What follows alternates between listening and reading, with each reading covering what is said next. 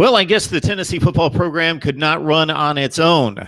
Jeremy Pruitt turned out to be the guy, and he is the 26th head coach in the long and illustrious tradition of Tennessee football. We bring in Charlie Burris. You can catch him on Orange and White Report for the very best in Tennessee sports coverage and football being at the forefront. Charlie, how you doing this afternoon?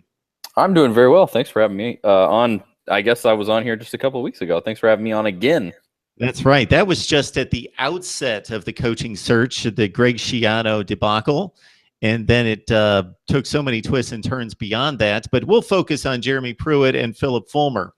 So just your reaction to the Pruitt hire. It seems to be a very safe and reliable choice. It is definitely that. It is a safe hire, and I think it's one that really needed to be made at Tennessee. But what's interesting about it, and where I really looked at it and was kind of surprised, actually, as much as it does look like a really safe hire and kind of a outside looking in an underwhelming hire, is the fact that Philip Fulmer, legendary coach from Tennessee, won national championship, won 2 SEC championships, you know, the whole story there, beloved by all Tennessee fans, chose a guy who has, you know, every part of him is Alabama.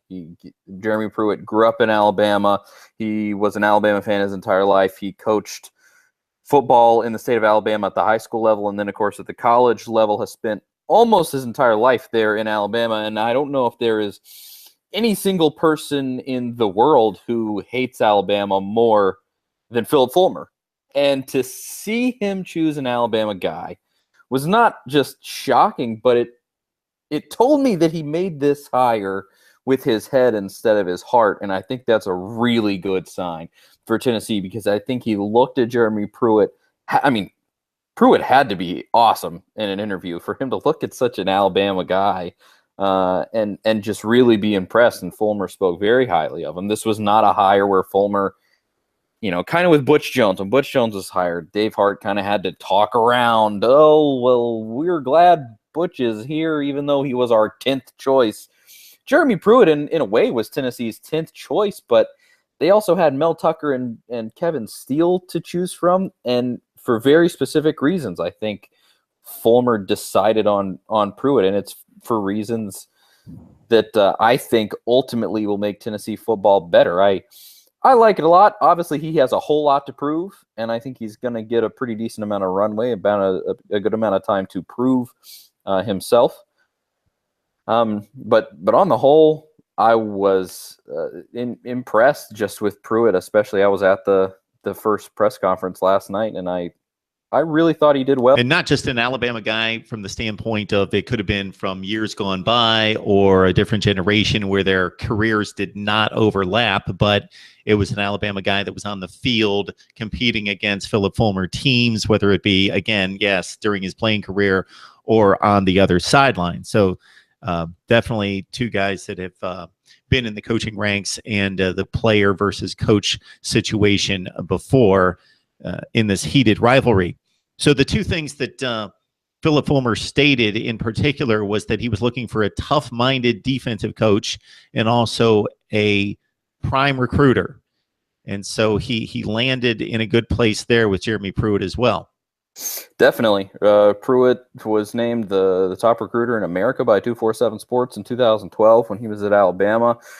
He has been involved in some way with 4 national championship teams on a staff.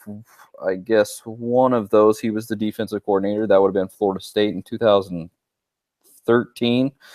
And obviously, I mean, has coached in 2 national championships the last 2 years with Alabama. So he has an impressive resume. And I think it seems like if I had to assess the situation as to why Fulmer really chose Pruitt, I think Fulmer sees himself in Pruitt in a lot of ways. Pruitt's just a good old boy.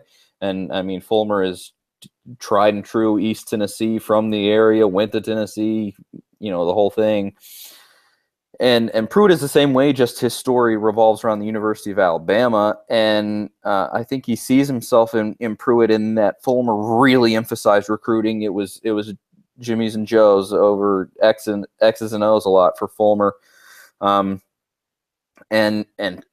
I will say Pruitt, just the first few hires that he's made on this staff are some of the best recruiters in America. Has been poaching guys from Georgia and Alabama, both. The offensive coordinators coming from USC.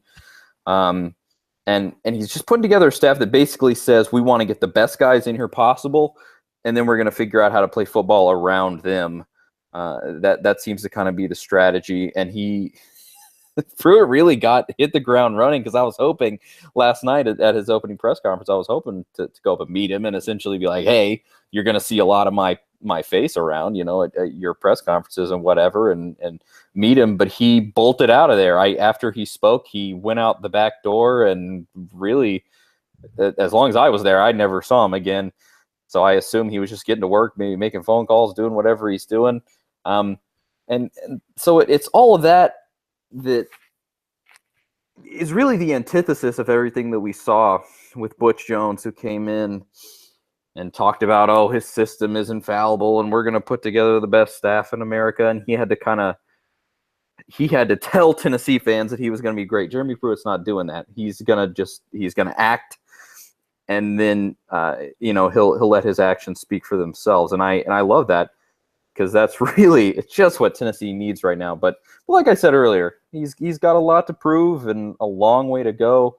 But I think all signs as of right now between him and this staff that he's putting together point towards good things. Yeah, it sounds like early indications are, and especially comparing him to what Butch Jones gave us in terms of a lot of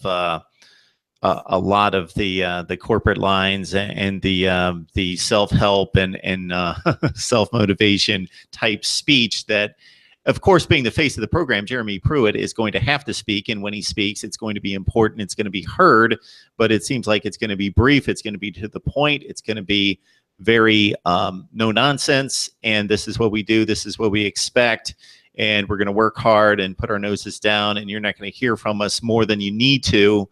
And it's not going to be a whole lot of fluff. I'm going to tell it the way it is. This is at least my perception of the way it looks like it's going to be. Otherwise, we need to put in the work to show you the results, because without the results, it doesn't matter what I say. So I need to talk, and I will talk and drive home the points that I need to. But otherwise, you're not going to get anything extra, because the extra needs to be out on the recruiting trail and assembling, like you say, this staff